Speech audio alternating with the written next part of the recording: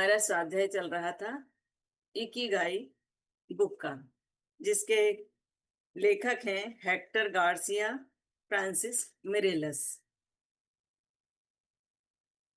दीर्घायु, तंदुरुस्त और आनंदित जीवन का जापानी रहस्य। हम जापानी रहस्य जान रहे हैं कि वो लोग इतने स्वस्थ और खुशहाल कैसे रहते हैं। तो कल हमने पढ़ा था कि मोरिता इलाज पद्धति का सार, जिसके अंतर्गत उन्होंने बताया था इलाज के अंतर्गत अपनी भावनाओं को स्वीकार करें, जो कर रहे हैं वही करें और आपके जीवन उद्देश्य की खोज करें। आज हम देखते हैं मोरिता थेरेपी के 4 पड़ाव। तो मोरिता थेरेपी लगभग 15 से 21 दिन तक चलती है, जिसमें 4 महत्वपूर्ण पड़ाव होते हैं। पहला है अलग रहना और आराम, 5 से 7 दिन। पहले हफ्ते में मरीज को एक खाली खोली में आराम करने के लिए भेजा जाता है और बाहरी जगत की चीजों से अलग रखा जाता है, जैसे टीवी, किताबें, दोस्त, इन सभी से उनका संपर्क तोड़ दिया जाता है। मरीज ज्यादातर समय सोया हुआ रहता है।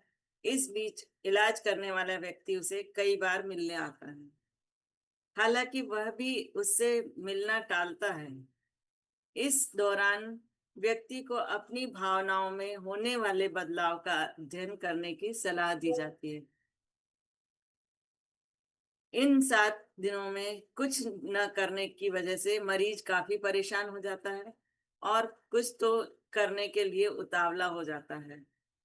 इसके बाद उसे अगले पड़ाव में भेजा जाता है।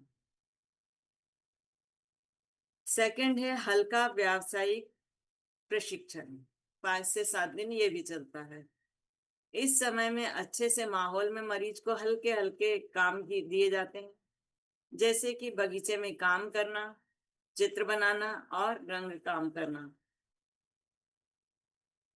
इन कामों को करते वक्त आने वाले विचारों के बाबत उसे अपनी डायरी में टिप्पणियां लिखने को कहा जाता है। जो काम दिया जाता है कि ये काम करना है आपको, और इसके बीच में जो भी विचार आपको आते हैं तो वो आपको लिखना है। इस दौरान उपचारकर्ता के अलावा और किसी को भी मरीज के साथ बात करने की अनुमति नहीं रहती। तीसरा है व्यावसायिक थेरेपी, ये भी 5 से 7 दिन चलती है। इस समय में मरीज को ज्यादा कष्ट वाले काम दिए जाते हैं। डॉक्टर मोरिता अपने मरीज को पहाड़ पर ले जाकर जाते हैं और उससे पेड़ काटने जैसे काम करवाते हैं। इसके साथ ही लिखना, रंग का काम, सेरेमिक के बर्तन बनाना जैसे काम भी बताए जाते हैं। इस समय में मरीज काम से संबंधित लोगों के साथ बातचीत कर सकता, मतलब इस समय अभी तक बात नहीं करने का था, लेकिन अब वो काम से रिलेटेड बात वो कर सकता है। चौथा है सामाजिक और वास्तविक दुनिया से जुड़ना। इस पड़ाव में मरीज को दोबारा अपनी दुनिया में लौटने की सलाह दी जाती है।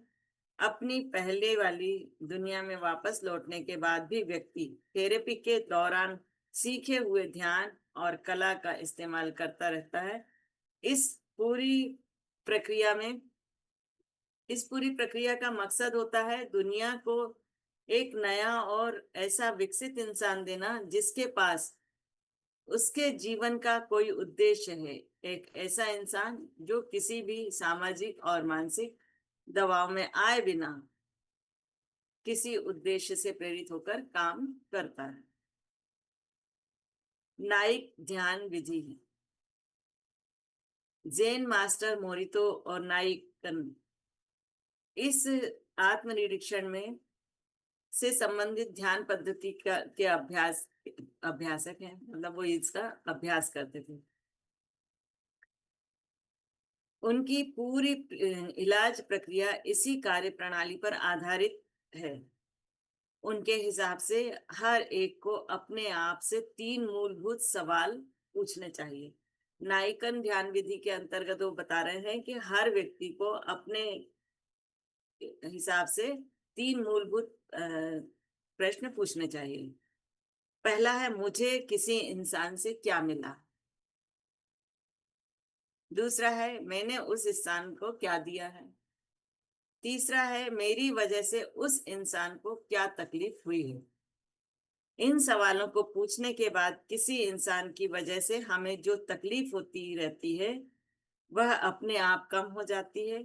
सामने वाला इंसान दोषी महसूस नहीं होते हुए हमें अपनी जिम्मेदारियों का एहसास होता है। मोरिता कहते हैं कि अगर आप गुस्से में हो और आपका झगड़ा करने का मन कर रहा तो 3 दिन रुकें, फिर झगड़े की शुरुआत करें। झगड़े की तीव्रता अपने आप कम हो जाएगी। मतलब अगर गुस्सा आ रहा है तो थोड़ी सी शांति बनाए रखें और उस गुस्से को 3 दिन तक के उस लड़ाई झगड़े को 3 दिन तक टाल के रखें तो अपने आप ही गुस्सा कम हो जाता है। और जो तीव्रता लड़ाई के दौरान जो परिणाम मिलने वाले वाले रहते हैं वो कम हो जाती है। और अब इकिगाई। लोगोथेरेपी और मोरिता थेरेपी ये दोनों आप अपने अनुभव से प्राप्त कर सकते हैं। इसके लिए किसी भी मार्गदर्शक या आध्यात्मिक शिविर की आवश्यकता नहीं है।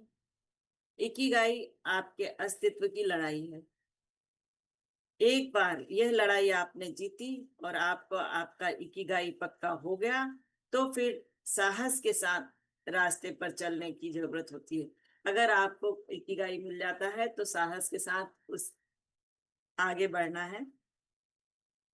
अगले पड़ाव पर हम इस रास्ते पर चलने के लिए लगने वाले साधनों की जानकारी लेंगे। इसके आगे वो बताएंगे। आपने जिस कार्य का चुनाव किया है उसके प्रति आपके मन में आस्था हो, आपका आहार सही हो, आप कम मात्रा में और सही लेकिन रोज व्यायाम करते हो और ठीक से कठिन परिस्थितियों से भी हार ना मान कर उनका सामना करने की आपकी तैयारी हो तो इस विश्व में परिवर्तन और विकास के कई मौके उपलब्ध होते हैं जो आपको अपने लक्ष्य तक लेकर जाते हैं। आपको जिस काम को करने की प्रेरणा मिलती है उस काम में अपने आप को झोंकने के लिए तैयार हैं क्या। फ्लो की खोज। कार्य का और खाली समय का इस्तेमाल अपने विकास के लिए कैसे करें। बहाव के साथ जाना। ऐसा सोचिए कि आप अपनी सबसे मनपसंद जगह पर स्केटिंग कर रहे हैं। सफेद रेत जैसी बर्फ आपके दोनों ओर उड़ रही है। माहौल एकदम खुशमिजाज है और आपको बड़ा आनंद आ रहा है। आपका पूरा ध्यान स्केटिंग पर है। कौन से समय कौन सी हलचल करनी है यह आपको पक्का पता है। वहां ना भूतकाल है ना भविष्य है। वहां तो सिर्फ वर्तमान का अस्तित्व है। आप बर्फ का आनंद ले रहे हैं। स्केटिंग करने में आप इतने मस्त हो गए हो कि स्केटिंग आप और सजगता ये तीनों बातें तीन ना रहकर एक हो गई हैं। आप एक क्रिया में डूब जाते हो और दूसरा कोई भी ख्याल आपका मन में नहीं आता, केवल स्केटिंग पर ही रहता है। ना ही आपको कोई तकलीफ देता है। उस वक्त आपका अहंकार भी जैसे गायब हो गया है और आप उस क्रिया का ही एक अंग बन चुके हैं। कुछ लोगों को यही अनुभव गाड़ी चलाते वक्त होता है तो कुछ लोगों को कुदरत के साथ होता है तो कुछ लोगों को पहाड़ चढ़ते वक्त होता है। कोई चित्र बनाते वक्त चित्र में तो कोई गाना गाते वक्त संगीत में खो जाता है। उस कार्य के साथ एक रूप हो जाता है। Be water my friend. इस पंक्ति में ब्रूस ली ने एक रूपता के अपने अनुभव का बयान किया है। हम में से सभी ने कभी ना कभी एक रूपता का अनुभव किया होगा। जब हम अपना सबसे पसंदीदा काम करते हैं तो हमें अपनी इंद्रियों का और समय का कोई अनुभव ही नहीं होता। आप देखना अगर आप अपने मन पसंद काम कर रहे हैं तो आपको किसी तरह का कोई एहसास नहीं होता। आप अपने काम के साथ एक रूप हो जाते हैं। आपको कितनी भी उसके पहले तकलीफ रही हो, लेकिन अगर आप अपना मनपसंद काम करते हैं तो आपको ये अनुभव होगा ही होगा। कुछ लोग खाना बनाने लगते हैं तो घंटों बीत जाते हैं और उन्हें पता ही नहीं चलता। कुछ लोग दोपहर में कोई पढ़ने बैठते हैं तो खाना पीना तक के भूल जाते हैं, उसी में खो जाते हैं। जब तालाब में तैरने या समुद्र में खेलने जाते हैं तो हमने समुद्र में कितना समय बिताया, यह दूसरे दिन जब शरीर में दर्द होता है तब पता चलता है। इसके उलट जब भी हम कोई नापसंद काम करते हैं तो समय बीतता ही नहीं है। हम हमेशा घड़ी की तरफ देखते हैं, ना वह आगे बढ़ती है ना ही हमारा काम आगे बढ़ता है। इसमें सबसे महत्वपूर्ण समझने वाली बात यह है कि जो काम किसी को पसंद आता है वही काम दूसरे को तकलीफ दे लगता है। कई बार हम कोई काम कर रहे हैं तो लगता है अरे बाप, मन लग रहा है सब कुछ, लेकिन उसको देख करके दूसरों को परेशानी होने लगती है कि ये क्या कर रहे हैं, इसमें क्यों अपना समय जाया कर रहे हैं। ऐसा काम ऐसा कौन सा काम है जिसे करते वक्त हम सबसे ज्यादा आनंदित होते हैं और समय को भूलकर उस काम में पूरा डूब जाते हैं। इसी समस्याओं को भूल जाते हैं। तो इस सवाल का जवाब ढूंढना ही इकिगाई है। मतलब अगर आप ये खोज लेते हैं कि आप कौन सा ऐसा काम है जिसमें आप पूरी तरह से डूब जाते हैं, वही आपका इकिगाई है। बहाव की शक्ति। मनोवैज्ञानिक सिसिक्स जेम्स मिहाली के मन में यही सवाल खड़े हुए थे और उन्होंने उनके जवाबों की खोज की। किसी काम के साथ एक रूप हो जाना, उस काम को करते वक्त पूरा होश होकर उसमें खो जाने की अवस्था को उन्होंने फ्लो नाम दिया। उन्होंने बताया कि फ्लो मतलब ऐसी अवस्था जिसमें हम आनंदित, उत्साहित और सृजनशील जीवन जीते हैं और तन मन खोकर उस कार्य में जुट जाते हैं। जैसे इकिगाई को जानने का कोई सूत्र नहीं है, उसी प्रकार से फ्लो में जाने की कोई विधि नहीं है। इस अवस्था में पहुंचने के लिए और उसी अवस्था में रहने के लिए अनुभव की आवश्यकता होती है। इस अनुभव को पाने के लिए हमें अपने आप को ऐसे कामों में व्यस्त करना चाहिए जो हमें इस अनुभव के नजदीक लेकर जाते हैं। चॉकलेट, टीवी, ड्रग्स, मद ऐसी क्षणिक व नकली आनंद देने वाली चीजों से में ना फंसे और हमें उच्च स्तर का और स्थायी आनंद खोजने की आवश्यकता है। Flow the psychology of optimal experience नामक बुक में फ्लो के बारे में लिखा है कि इस अवस्था में इंसान अपने कार्य में इतना खो जाता है कि आसपास में क्या घट रहा है इससे उसको कोई फर्क ही नहीं पड़ता है। वह कार्य की ही उसके लिए प्रेरणा का सबसे बड़ा स्रोत होता है। काम को करने से जो फायदा होने वाला है उसके बारे में ना सोचते हुए सिर्फ काम करना ही उसे पसंद आता है। उस आनंद को पाने के लिए वह किसी भी हद तक जा सकता है।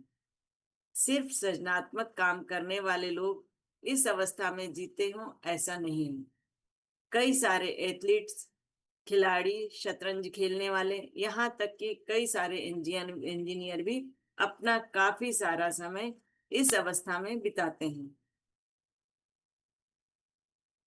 मनोविज्ञान के प्रोफेसर ने सारे प्रयोग करने के बाद यही नतीजा निकाला कि फ्लो की अवस्था हर उम्र, इस संस्कृति और विश्व के किसी भी कोने में रहने वाले लोगों को की एक जैसी ही होती है। न्यूयॉर्क हो या ओकिनावा, सभी की फ्लो की अवस्था एक जैसी होती है। लेकिन जब हम उस अवस्था में जाते हैं तो मन पर उसका क्या परिणाम होता है। जब हम फ्लो की अवस्था में जाते हैं तो हम उस कार्य में पूरी तरह खो जाते हैं। उस समय हमारे मन में कोई दूसरा विचार नहीं होता है। लेकिन जब हम फ्लो में नहीं होते हैं तो हम एक काम करते रहते हैं और हमारा मन दूसरे विचारों में खोया हुआ रहता है। अगर कोई महत्वपूर्ण काम करते वक्त आपको ऐसा महसूस हो कि आपकी एकाग्रता सदा भंग हो रही है तो आगे दिए गए उपाय जरूर करें, जो हम आगे देखेंगे। आज का स्वाध्याय हम यहीं रोकते हैं।